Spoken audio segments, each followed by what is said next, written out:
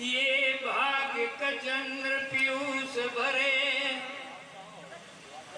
रस बिंदु की धार बहाता रहे, मंजुल मंजु प्रताप का गौरव, ये गीत गणेश भी गाता रहे।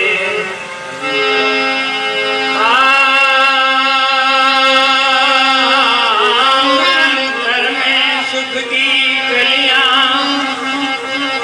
पुरंतर में सुख की कलियां, किरणों से दिनेश जगाता रहे, रसिकेश तुम्हारे हृदय में विरंजे सरोज सुखों के। जब परशुराम जी का आगमन होता है तो कुछ लोग प्रणाम करने के लिए खड़े होते हैं, प्रतीकात्मक राजा के रूप में।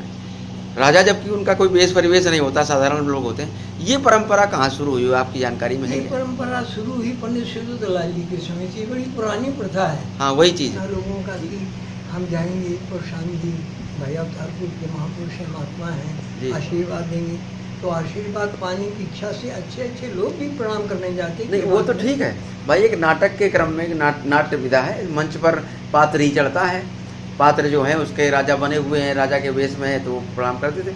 लेकिन ये आम आदमी वाला ये आदमी वाला तो हमें बताया ना कि पंडित सिद्धूलाल के समय से ही शुरू हो गया था जी। तो ये किसी ने प्रेरित किया होगा कि भाई तुम खड़े हो जाओ? अब ये तो हम नहीं बता सकते किसने प्रेरित किया, लेकिन हमने ये देखा जी कि जब से हमने शुरू किया तब भी यही था कि 4 लोग आ जाते थे, कमेटी को उठ करके लोग या बाहर के लोग आ जाते थे जी, तो आशीर्वाद देना होता था। अभी उनके भाव थे, भाव के आधार पर हमको भी कहना पड़ता था। जी जी। अच्छा, बीच में कि व्यवहारिया का जो प्रसंग लगता है उसमें भी समाज से जुड़ा हो जाता परशुराम जी का। ये तो केवल परशुराम जी अपना प्रभाव जमाने के लिए ये सब ड्रामा करते थे जी। 10-5 आदमी बुला लिया, हाँ तुम बहुत अच्छे, तुम बहुत अच्छे, क्यों उन्हें परशुराम जी के लिए बुलाना चाहिए। जी जी जी। ये कोड़ा मारने वाली प्रथा एक ये पंडित सिद्धूलाल के समय की प्रथा है। ये भी उन्होंने शुरू की थी? हमारे समय से खत्म हो गई। अच्छा। हमें तो एक अध्यापक ने टोक दिया तो हम तब से कोड़ा पकड़ना ही बंद कर दिया। टोक दिया? उन्होंने क्या कहा? उन्होंने कहा अचलगंज में हम कर रहे परेशानी, तो वो वही करते करते हमने अध्यापक के पास पहुँचे, एक आध कोड़ा घुमाए तो खड़े हो गए और बोले कहने महाराज जी ये अच्छा नहीं लगता, हमको ठीक है आज से नहीं करें। फिर हमने उस दिन से वो कोड़ा मारना ही बंद कर दिया। अच्छा अच्छा, तब से बंद कर दिया। प्रतिष्ठित अध्यापक थे, उनको अच्छा नहीं लगा कि हमारे कोई इस तरह से ये करे। फिर उन्होंने अपने गांव हमको परेशान करने के लिए बुलाया जी। फिर हम गए, फिर हमने उनसे कहा कि हमको ये कोई भाव नहीं होता हम लोगों का कि हम तुम लोगों को मारें। ये एक प्रथा चली आ रही थी कि आशीर्वाद देते हैं परेशानी, तो सब लोग स्वीकार कर लेते, इसलिए ये सब करते थे। अब आपको बुरा लगा तो हमने बंद कर दिया जी। तो मतलब ये परंपराएं कब से चालू हुई? तो एक सिद्धूलाल जी की ही देन है। और ये मंच सीधे बोलना ये भी 60 के आसपास की बात है। जी जी। अच्छा, परशुराम का जो वेश परिवेश है ये अपने कानपुर और आसपास, ये इसका चयन भी क्या सिद्धूलाल जी की देन है? ये पंडित सिद्धूलाल की देन है। महेंद्राचल बनाना न पहले बारे परशुराम पुराने लोग जो हैं वो सीधे मंच से तखत पर आ जाते थे जी जी। लेकिन ये महेंद्राचल की प्रथा पंडित सिद्धूलाल ने ही शुरू की, तब से सब लोग इस काम को करने लगे। और ये जो दाढ़ी न लगाने का कर्म, दाढ़ी वाड़ी की तो बाद में प्रथा हुई, पहले थोड़ी दाढ़ी वाड़ी कोई लगाता नहीं, दाढ़ी पहले लगाते। दाढ़ी वाड़ी तो ये कुछ लोगों ने अपना बनाया, 1-2 बार लगाया होगा, एक बार हमको भी लगाई गई, लेकिन वो सब अच्छा नहीं लगता दाढ़ी वाड़ी। नहीं भाई, ऋषि मुनि का जो वेश होता है वो तो दाढ़ी वाला होता है। ये कब से बिना दाढ़ी वाला कब से शुरू हुआ? ठीक है, अभिनय जो है पंडित सिद्धूलाल ने जो शुरू किया उसी का सबने अनुकरण किया, ये मान के चलिए। अच्छा अच्छा, चड्डी पहनना बिना धोती के और ये इस तरह सब उनकी प्रथा थी। अच्छा, लोगों ने उसी को स्वीकार अनुकरण किया। अच्छा अच्छा। अब देखा आपने कि जटाएं यहाँ तक, हाँ, लेकिन अब हम लोग जो है यहाँ तक होती थी जटाएं जी। और अब जो लोग जो है पैर तक लटकाए घूमते हैं। अब ये तो समय समय के अनुसार कलाकार अपने बदलते रहते जी जी। अच्छा, ये कानपुर और आसपास इतनी ज़्यादा रामलीलाएं क्यों होती हैं? जबकि रामलीलाएं कानपुर में होती हैं, फतेहपुर में होती हैं, फरुखाबाद में हाँ, भी होती हैं, इटावा में होती हैं, और यहाँ तक कि अयोध्या में भी खूब होती रामलीलाएं। अयोध्या तो एक स्थल है, तो वहाँ भक्ति भाव से अभी भी होते हैं, लेकिन इधर के जो आयोजन है ये धनुष भंग के खास तौर से पूरे जो साल चला करते हैं, इसके पीछे क्या क्या कारण है? इनका कारण यही है कि कुछ तो कारण, बड़ा कारण ये है कि लोग अपना कलेक्शन कर लेते हैं, उसमें कुछ अपना खर्च किया, कुछ अपना बचाया, एक ये प्रथा में चल गई। फिर वो धीरे धीरे उसे नया रूप पकड़ लिया। यही कलाकारों तो कहते मंच लगा दो यहाँ, और 4-6 लोगों को ले आए, आपको थोड़ा पैसा इकट्ठा किया, थोड़ा कलाकारों को दिया, बाकी पूंजी में रखा। अच्छा सर, व्यापारिक एक प्रयोग ये सब केवल व्यापार की दृष्टि से होता रहा है अभी तक जी, और अब भी हो रहा, अब ज्यादा हो रहा है जी जी, सब कम था, अब ज्यादा हो रहा है। अच्छा, उसमें धनुष भंगे को ही क्यों महत्व मिला इतना ज्यादा? को इसलिए महत्व मिला कि एक दिन की लीला होती हो भाई। अब इतना ज्यादा तो हर आदमी नहीं कर सकता कि 10 दिन रामलीला जी, सुनाए, जी। केवल दशहरा में ही पूरे कार्यक्रम की बात नहीं, प्रसंग तो रामायण में कई हैं ऐसे अच्छे थे जो एक दिन में खेले जा सकते हैं, पर ये महत्व इसका कुछ ज्यादा मिला, ज्यादा रोचक। संवाद सुनना, रावण बाण संवाद सुनना, जन का विलाप सुनना, जानकी का पानी के नितन का, और वो सब थोड़ा प्रभावशाली होता है। अन्य प्रकरणों में ये इतना प्रभाव नहीं पड़ता है जी। ये प्रभाव वाले। अच्छा, इसमें सबसे बड़ी बात ये है कि इसमें अच्छे कलाकारों का समावेश होता है। अब जैसे पिछले वाले प्रसंगों में छोटे बूढ़े कलाकार भी चल जाते हैं, लेकिन इस दिन तो चुने कलाकारों का ही चयन होता है जी, तो इसका भी प्रभाव पड़ता है। समाज वाले अच्छे लोग आते हैं, सुनने देखते हैं, सुनते हैं, इसका भी प्रभाव पड़ता है। अच्छा, कुछ रामलीला के इतिहास पर कुछ प्रकाश डालेंगे आप? कहाँ से शुरुआत हुई, कैसे क्या, ये खास तौर से कानपुर में? इतना तो हमको इसमें नहीं आ रहा है। वैसे एक व्यास जी थे, कंजरी के जी, लक्ष्मी क्या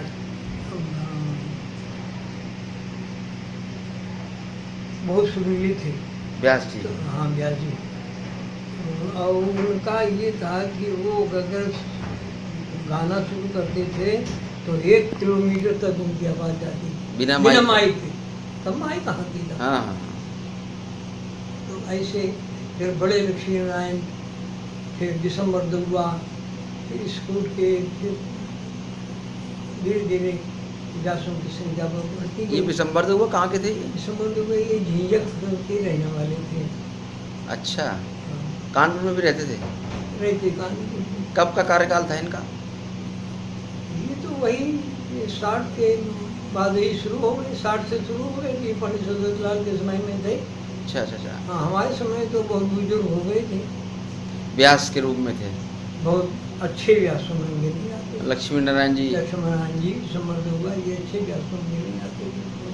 जी जी बड़े लक्ष्मी नारायण जो जिनका हम बताए थे कंजरी के रहने वाले थे, जी जी। वो उनके पहले थे, उनका और स्तर था। अच्छा, आपको परशुरामी और किस परशुराम की सबसे अच्छी लगती थी? हमें तो सबसे अच्छी पंडित शिवलाल की परशानी तो जब अवस्था ढल गई थी तब हमने देखी थी। अच्छा हमें तो सबसे बढ़िया परशानी लगती थी पंडित कृष्ण कुमार त्रिपाठी की जी और पंडित श्री कृष्ण जी की। जी अब हम और राजेंद्र जी तो साथ साथ के थे, जी जी जी। तो इसमें तो कोई वो नहीं है कि हाँ हाँ शायद हमने उनकी परेशानी जब हमने यहाँ बुलाया था अपने यहाँ जी। तभी हमने देखी, पहले उनकी परेशानी नहीं कभी देखी। अच्छा, हाँ, तो सिद्धेश्वर जी का कार्यकाल क्या बहुत पहले का था क्या? किस और पहले क्या, ये तो हमारे समय 55 के आसपास से शुरू हुए हों। अच्छा, हाँ, मुरारी जी उसके बाद 70-75 में तो बूढ़े हो गए। मुरारी जी उसके बाद शुरू हुए थे। इसके बाद मुरारी जी का कार्यकाल, श्री कृष्ण जी का कार्यकाल प्रारंभ हुआ जी। और उसमें कई और और ये जो काम थे। रसकेश जी वगैरह, इनके क्या, इनकी परशुरामी का क्या हाँ? स्तर है? रसकेश जी वगैरह जो देवनारायण जी, ये तो पंडित शिवलाल जी के काल के थे। हाँ, इनका क्या स्तर था उस समय?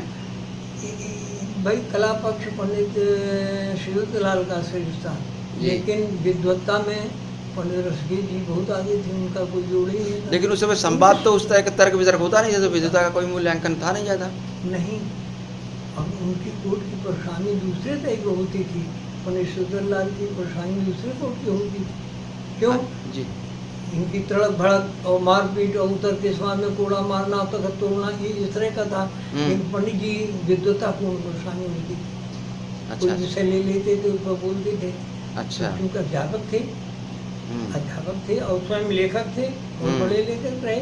अच्छा उनकी लेखनी से ही तो परेशानी करते रहे अभी तक। अच्छा, इसके अलावा लक्ष्मणों में सबसे अच्छा पाठ किसका लगा? सबसे बढ़िया, सबसे पहले तो गिरिजा शंकर त्रिवेदी एक थे जी, और एक बिल्हौर के थे, क्या नाम? ब्रह्मस्वरूप। हाँ, और एक औरैया के थे, वो पंजाब नेशनल बैंक में ही मैनेजर हुए थे। ये 2-3 लक्ष्मण उस जमाने के, जब हम परेशानी नहीं करती थी, पंडित लाल के समय की थी। अच्छा अच्छा। बाद में उमा नारायण पांडे से हम्म, अच्छे कलाकार लक्ष्मण के रूप में जाने लगे। जी फिर उसके बाद में तो बहुत लक्ष्मण हुए, अरविंद हो गए, सुरेश हो गए, फिर धीरे धीरे लक्ष्मण बढ़ते गए। जी। आपका संवाद सबसे बेहतर किसके साथ होता रहा? उमा के साथ ज़्यादा अच्छा होता था। उमा जी का क्या खास बात थी? गाते भी बढ़िया थे, ना गाते, क्योंकि आप तो सुरीले थे, ना, तो जोड़ कैसे बनता था? नहीं, गाते नहीं थे जी। वो गाते नहीं थे, लेकिन वो जो उनका बोलने का, कहने का ढंग था, वो बहुत अच्छा था। तो वो कहता गद्दे बोलते थे हमेशा? गद्यात्मक शैली में पद्य भी बोलते थे, जी। लेकिन उनका कथोपकथन बहुत बढ़िया होता था, अच्छा लगता सुनने में। अच्छा। और फिर बोलने में भी अच्छा लगता था। अच्छा अच्छा अच्छा। अच्छा, फिर ये सुरेश अरविंद सुरेश तो गाय के रूप में तो आप देखे उनको। जी जी जी और अरविंद थोड़ा तार्किक थे, जी। इस कोर्ट में उनको सम्मान मिला। जी। कई लक्ष्मण थे, अब हमें तो इसमें नहीं आ रहा, एक नाम नहीं आ रहे, उनके कई लक्ष्मण थे। तो जी, मतलब लेकिन ये है कि आपको अपने आप में सुख जो है मिलता था संवाद में, वो उमा जी के साथ। उमा जी के साथ में, फिर वो अरविंद के साथ में, जी। सुरेश के साथ में। जी जी जी अरे लक्ष्मण तो 400 लक्ष्मण हैं। जी जी जी। अच्छा, रामलीला जो है वो समाज में परिवर्तन लाने में सक्षम है, इसको आप कहाँ तक मानते हैं? हम तो समझते हैं कि परिवर्तन तो कोई होता नहीं। हाँ, लेकिन सक्षम है कि नहीं ये रामलीला कर सकती है? सक्षम तो है, सक्षम है। लेकिन कलाकार चाहे तो खुआ पड़ सकता है, जी। लेकिन चाहे तब ना। तो चाहने के पीछे कहीं ऐसा तो नहीं कि आप चाहने बात ये इच्छा की, प्रशिक्षण- जैसे मान लीजिए प्रशिक्षण का अभाव। कोई प्रसंग चल रहा है, जी तो उन्होंने अपने सम्मान की रक्षा के लिए अपने ढंग से बोलना शुरू कर दिया। जी चाहिए ये कि समाज के अनुकूल आचरण करना चाहिए, समाज के अनुकूल बोलना चाहिए। यदि हम समाज के अनुकूल बोलते हैं तो समाज पर प्रभाव पड़ता है। केवल हम अपने आत्मरक्षा के लिए ही अपनी बात कहते हैं तो समाज में क्या प्रभाव पड़ेगा? तो हमारी आत्मरक्षा बात है। अभी एक दिन की चर्चा बताऊं मैं आपको, एक नए परशुराम जी से, कि चर्चा हुई कि धनुष तोड़ने वाले ने गुरु के आदेश पर धनुष का खंडन किया है। तो उनका तर्क था कि उसने गुरु का आदेश हर जगह माना कहाँ? विगत दिवस गुरु आया पाई, संध्या करन चले दो भाई, संध्या तो की नहीं, प्राची ससुए सुहावा। तो ये रखा गया कि किया क्या? तो बोले वो तो लोभड़ी करते रहे राम लक्ष्मण। अब इसको आप किस ढंग से लेंगे अगर इसे समाज में इस तरह की बातें रखी जा रही? एक परशुराम ये अभिनेता अच्छी के। बात नहीं है। संध्या करने जल्दी दो भाई, संध्या की। जी अरे सब संध्या करने गए तो संध्या नहीं किए तो गए क्यों? जी आदेश हुआ संध्या करो, संध्या हाँ, की। जो कि वो लिखा नहीं था इसलिए मान नहीं रहे, क्योंकि ये आजकल तर्क में यही होगा कि जो लिखा है वही सत्य है, जो नहीं लिखा गया वो। ये तो उनकी अपनी बात है, लेकिन गए क्यों, बुलाए क्यों, कहा क्यों? जी क्या राम ने आदेश का पालन नहीं किया होगा? जी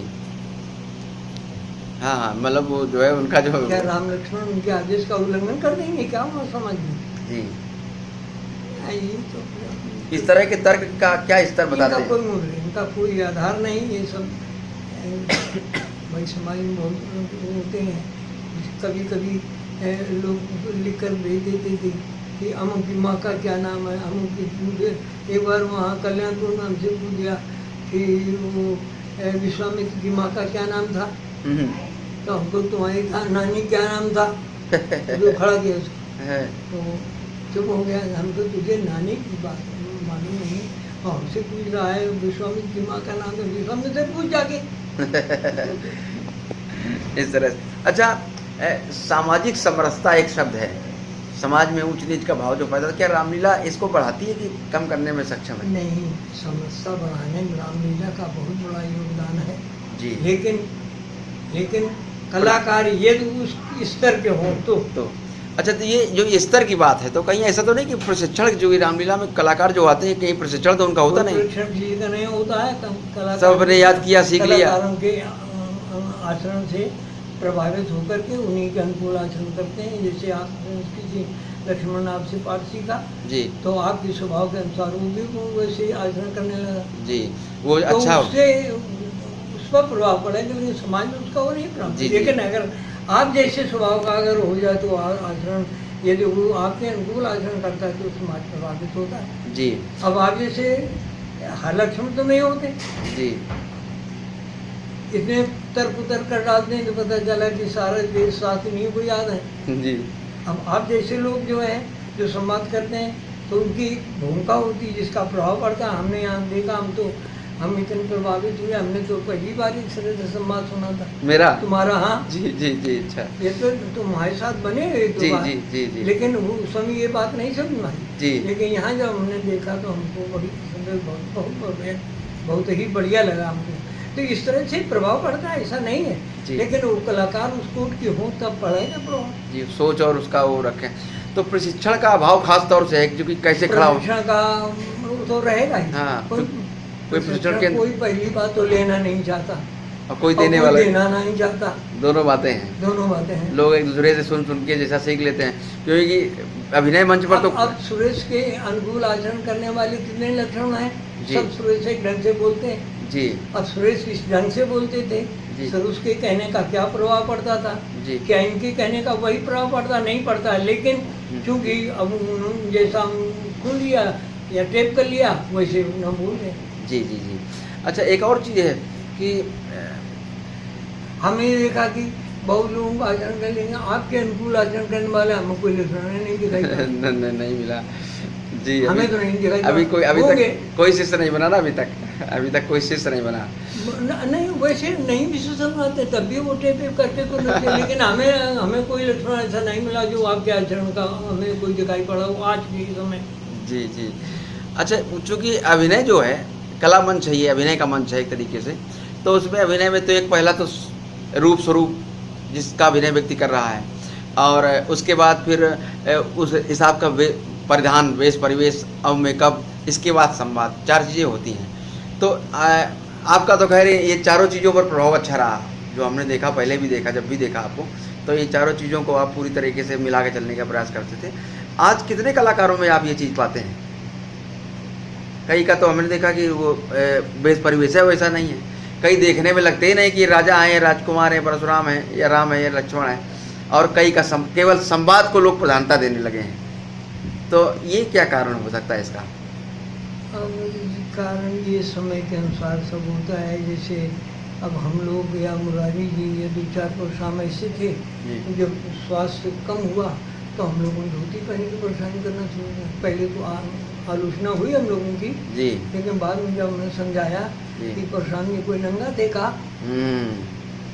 जी, अरे वो भी बस धारण करते थे, जी, महात्मा थे तो क्या हुआ, जी, हम भी वेश धारण करें, महात्माओं का वेश है, ऋषि मुनियों का वेश है। जी।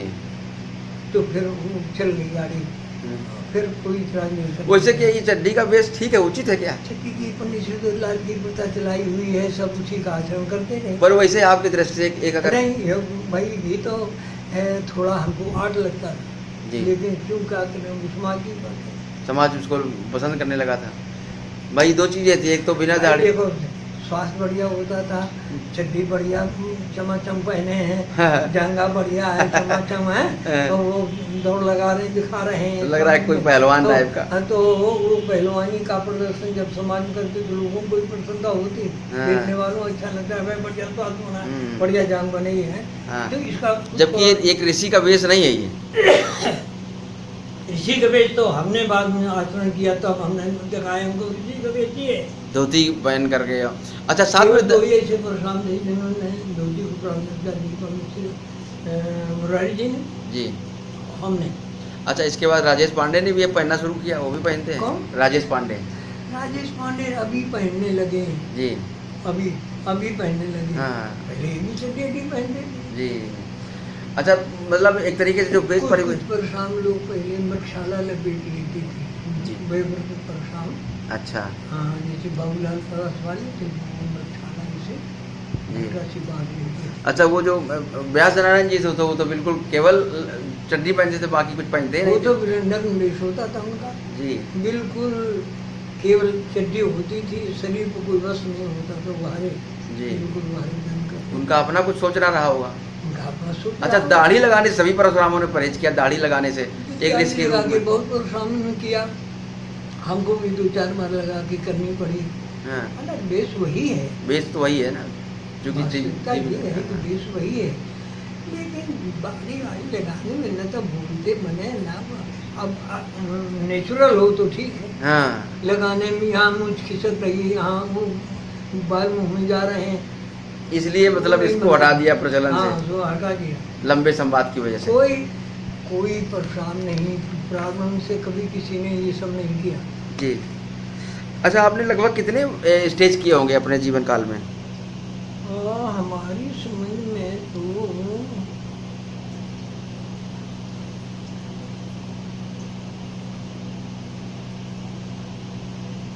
अब एक साल में यूँ मान के चलिए 100 आयोजन तो होते ही रहे, जी और 30-35 साल किया तो 35,000 तो हो ही गए होंगे।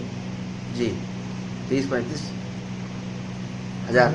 35-36 साल जोड़िए हम ना जी जी जी जी परेशानी काल, जी। तो 35,000 तो हो गए होंगे। 1000 स्टेज पर।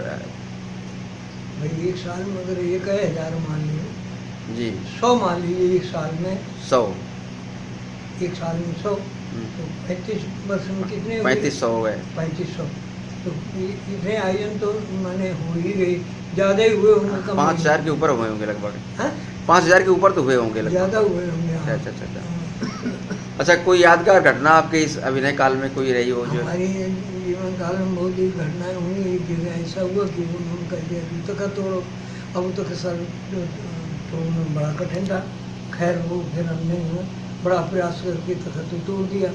फिर उसके बाद फिर हमने कहा आप चाहिए कोई कुछ कहे, आज से तक तोड़ने वाली। अच्छा अच्छा अच्छा अच्छा। ये तखत तोड़ने की भी एक परंपरा प्रचलित हो गई थी परशुराम। नहीं चलाई थी। ये 2-3 चीजें शुरू हो गई। अच्छा नई पीढ़ी का रामलीला के प्रति कैसा रुझान है? नई पीढ़ी का रुझान केवल वही है कि आर्थिक लाभ के कारण लोगों में रुझान बढ़ता है कि रामलीला में सम्मिलित हो जाओ, बाकी और नई पीढ़ी का कोई और दूसरा उद्देश्य नहीं है। समाज को सुधारने की बात को कोई नहीं सोचता, केवल अपने लक्ष्य की पूर्ति के लिए कि हम जाएंगे रात भर में 100-200 रुपये मिलेंगे, कि ये लक्ष्य करके कि रामलीला में लोग सम्मिलित होते हैं। समाज पर कोई इसका प्रभाव नहीं पड़ता, क्योंकि देखा होगा आपने बरसात में आयोजन लगा लेते हैं तो क्या उनका प्रभाव पड़ता है? वही कोई छोटे कोट के लोग जो है आकर के बैठ कर ताली बजाया करते हैं, उल्टा सीधा डांस देख, क्या उसका प्रभाव नहीं जाता। अच्छा दूसरा है कि लोगों को अपने बच्चों को रामलीला में लाना चाहिए कि नहीं लाना चाहिए? परिवेश लाना चाहिए, लाना चाहिए जी, लेकिन जब उस तरह का वातावरण हो बच्चों का अनुकूल तो लाना चाहिए। जी जी जी। देखा होगा आपने कि बुंदेलखंड की तरफ के वो छोटे बच्चे आते हैं रामलीला का, आर्थिक लाभ देख करके लोग आते हैं। अभी पंडित हमारा जी 13 तारीख को था अभिनंदन, जी हालांकि वहाँ 2 बार अभिनंदन हो चुका, फिर भी वो बोले बड़े प्रधान कहें हम 1 बार और करेंगे अभिनंदन, तो हमको जाना पड़ा। तो वहाँ इतने बड़े राम लक्ष्मण, हाँ इतने बड़े सुरीले दोनों, देखा हमने, बड़े सुरीले। तो लेकिन एक तरीके से समाज जो है वो रामलीला कलाकारों को किस रूप में देखता है? कलाकारों को बहुत अच्छे रूप में तो नहीं देखता होगा। अच्छी दृष्टि से अब नहीं देखता, पहले देखते थे। भाई कोई ये जैसे कोई व्यक्ति अपनी लड़की के लिए लड़का ढूंढने गया तो क्या उसकी प्राथमिकता नहीं वो तो फोन कर दे रहे वो रामलीला में है, वही चीज, वो समाज में वो चीज वो प्रभाव नहीं है उसका। नहीं प्रभाव पड़ता। हाँ अरे वो रामलीला में काम करता है, माने रामलीला में काम नहीं, इतना ये है काम हाँ उनकी दृष्टि में, ये मतलब है। अच्छा जबकि फिल्म कलाकारों का विधा जो है वो उनको सम्मान। जैसे रामकोट के लोग हैं, जनगण नेता हैं, जी। लक्ष्मण जी हैं, जी। जयराम जी हैं। जी। इस कोट के कलाकारों के लिए थोड़ी कोई ऐसे कहता है, हाँ, लेकिन अब कलाकार केवल रामायण लक्ष्मण और परशुराम थोड़ी होते हैं। जी जी। इनका भी एक निश्चित दायरा और बहुत ज़्यादा विस्तारीकरण नहीं है। अच्छा, जिस समय आपके जो बड़े सुपुत्र हैं आनंद जी ने जब परशुरामी शुरू की तो आपका क्या रुझान था उनके प्रति? हमारा कोई रुझान, हमें मालूम नहीं था कि इन्होंने तैयारी कर ली। अच्छा। ये बोल रहा है उनका लड़का एक आता था सीखने, जी तो वो उसको हम दिखा दिया करते थोड़ा बहुत, ये उसी से लिखते रहे। जी। और बहुत दिन बाद उनको मालूम हुआ कि क्या लिख रहे हैं। हमसे उन्होंने कहा नहीं ना, हमने इनको लिखाया नाम जी। बताया। तो आपकी भी इच्छा थी कि करें कि नहीं करें? भाई हमारी इच्छा इसलिए नहीं थी कि हम जानते थे कि बड़ी तकलीफ होती है। ये झोला झंडा घूम रहे हैं, रात भर जागे, फिर आए, फिर नौकरी करने गए, अच्छा, और अच्छा। फिर दिन भर खूब बड़ी बैंक में खड़ा है, फिर लौट के आए घर में, और फिर जाना है प्लीज। हाँ। तो हमें तो बहुत खराब लगता था। अच्छा, अच्छा। हमारे पास चलता तो हम ना सीखने भी, अच्छा अच्छा। लेकिन ये तो तुम अपना तैयारी करते रहे, ये परेशानी भी हो गई, तब हमको मालूम हुआ। तो जी, चलो जी। ठीक है, जब तो इनकी- रुझान है तुम्हारा तो करो सीखो। इनकी परशुरामी से आप संतुष्ट हैं?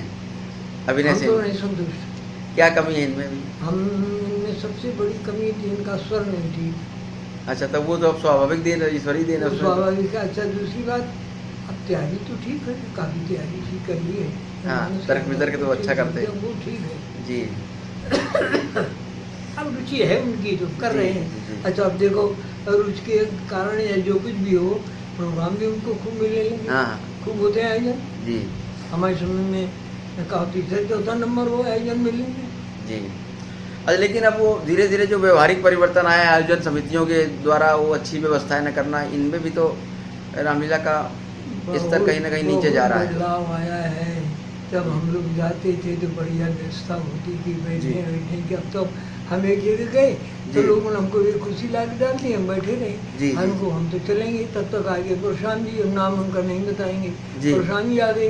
हाँ। और सब कलाकार अपन वो टाट बटोरे में बैठे, और परशुराम जी खड़े बेचारे, उनको कोई कुर्सी देने वाला नहीं। तो हम उठे, हमने को इधर आओ, जी इधर बैठिए। तो उन्होंने हमारे पैर छुए। हम्म। हमको पैर न छुआ, यार तुम परेशान हो, हमको परेशान दो, बैठे पे कुर्सी बैठो, और हम भर वहाँ चले आए। तो अब वो बात नहीं रही हमारे। हाँ। तो था कि 10 आदमी खड़े इंतजार करते थे कि पंडित जा रहे होंगे। जी तो बुला पहुँची थी तो आधा गांव इकट्ठा हो जाता, पंडित आ गए, पंडित आ गए।